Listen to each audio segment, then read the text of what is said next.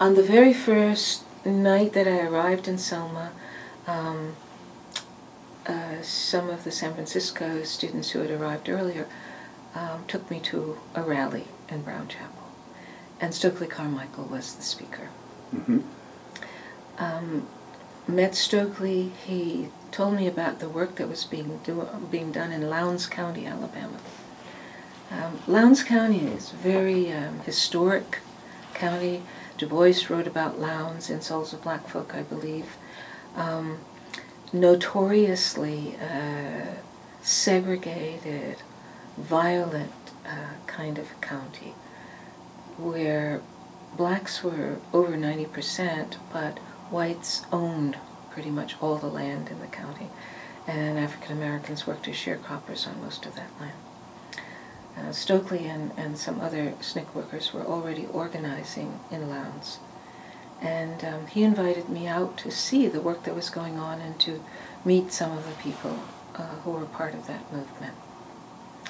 And so I would work in the Freedom School during the day, and then in the evenings I would go out to Lowndes and canvass with the Lowndes group, meet the families, attend the meetings in the evenings there. Towards the end of the summer, we became involved in planning a boycott, a demonstration, picket line in front of a store in Hayneville, which is the capital of the county, capital of Lowndes County. And I said I wanted to be a part of that, and I was allowed to participate with SNCC workers and some local youngsters, teenagers. We went and we set up our picket line. I don't think we were picketing for more than 5 or 10 minutes before, you know, the sheriff's people came to arrest us. So we didn't do much of a picket line that day. But we were arrested and hauled onto a garbage truck. That's how we were transported to jail. About, let's see, I'd say 6 or 7 young people, SNCC workers, about 7 or so SNCC workers. Of those, there were, let's see, 4 women who were arrested. And we were taken to the Hayneville County Jail. And there we stayed for about 2 weeks. Wow.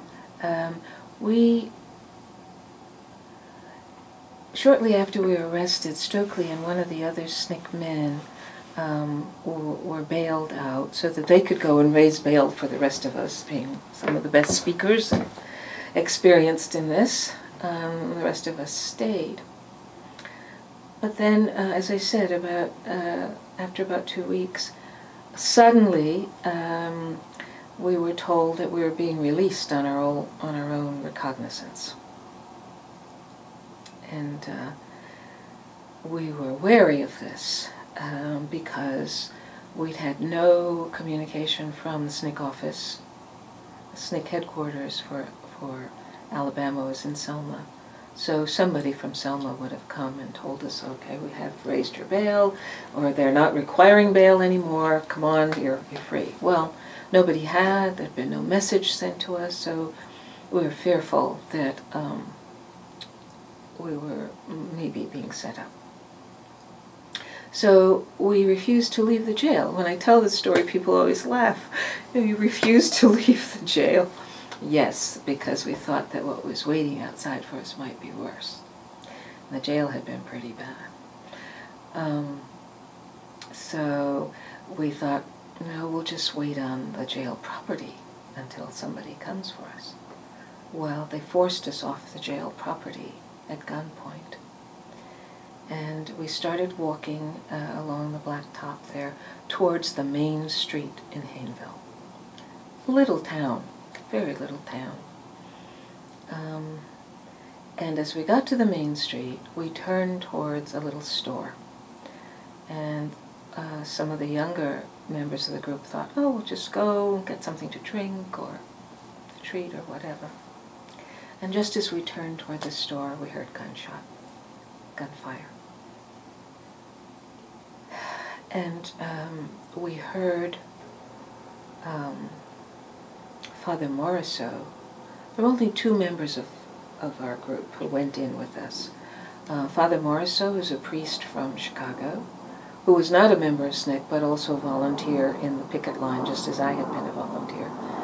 And Jonathan Daniels, who was a young seminarian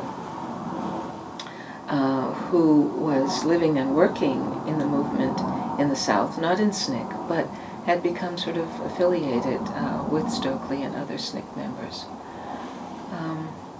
We heard a response from Father Morisot as he fell to the ground.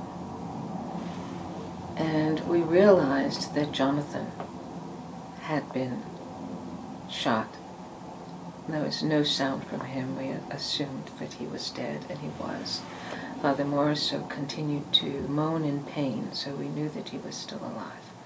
And the rest of us simply fell to the ground because we didn't know what else to do, and we thought we were all going to be killed. The youngsters, who were local kids from Lowndes County, scattered. They knew the county, they knew where they could go, where they could run, and they scattered. But the rest of us simply fell to the ground. When the gunfire stopped, we went up and down that street trying to get someone to call an ambulance or to get care for Father Morisot. Nobody would come to the door. We knocked on doors. And I subsequently believed that everybody knew what had been planned. And they were not going to open their door. They were not going to interfere. They were not going to get involved because they understood exactly what had been planned. So this was my introduction to struggle and to real violence, and to the conspiracy of silence that white Southerners agreed to in the face of this kind of violence. So the town was mostly white? As with most Southern towns, one section is almost totally white, and then of course blacks live in, along the outer borders of a given town and into the more agricultural sections. But yes, where we were on the main road in Hayneville, yes, there were whites living there. And of course there's the courthouse and other offices, right? Businesses and offices. But yes, the houses along the stretch where we were owned by whites. And we could not rouse them. Eventually, Stokely and others drove from the SNCC headquarters to pick us up, and eventually someone did come. There was help for Father Morisot, but it seemed, an interminably long time that we were on that road, searching for help for him and wondering, if anybody in SNCC knew what was going on. Mm-hmm. Was anyone ever charged for the shooting? Yes, someone was charged, but acquitted. Yes, and I'm trying to remember his name now. I can't remember it right now. Yes, we had a trial, and he was acquitted.